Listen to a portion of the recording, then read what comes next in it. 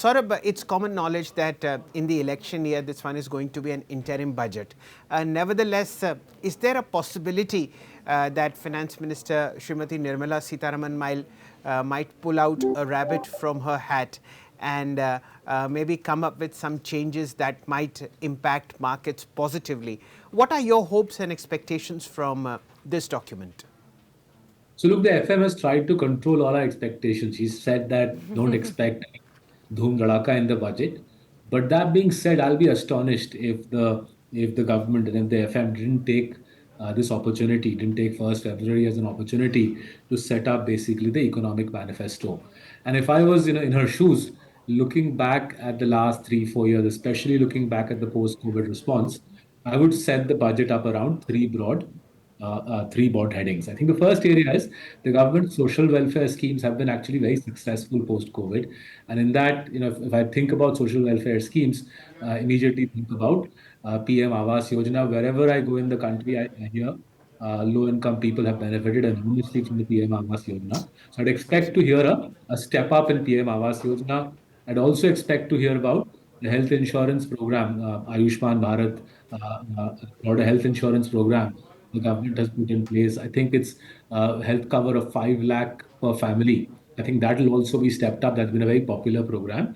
And thirdly, PM Kisan. This is an election year. It'll be strange if the government didn't focus on the farmer. And PM Kisan, under which I think farmers get roughly 6,000 rupees a year, and expect to hear that stepped up a bit. So that'll be the first sort of area. We remember the government's already stepped up extended food guarantees, food security guarantees. That's already in the price, so to speak. But the other social welfare programs, if I were in the FM shoes, I would draw attention to them and step it up going forward.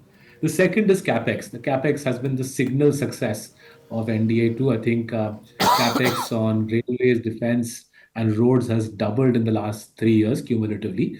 I'm not so sure there's going to be enough fiscal space to increase capex by another 30%. I reckon overall capex growth will be around 10 to 15%. But given the defense challenges the nation faces, I think defense will be a big area of focus.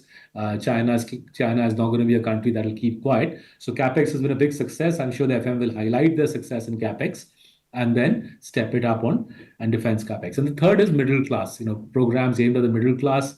FM has consistently increased the standard deductible for income tax. I'm sure we'll see another hike in the standard deductible for income tax. And then as an investor, I'm hoping there'll be announcements of some degree of tax relief for investors. India doesn't have anything like the 401k program. I think we need something along the lines of 401k, where those watching this program can save and invest without incurring tax. And then when you withdraw the money for spending in your post-retirement years, that's when you end up paying tax, right? So NPS is somewhat similar, but NPS doesn't have all the tax benefits that we need. Plus, NPS has this fee ceiling of 10 bips. So if we can get something for the middle class, which encourages tax-free saving and investment, and then when you retire and you spend the money, you pay the tax, then that'll be brilliant.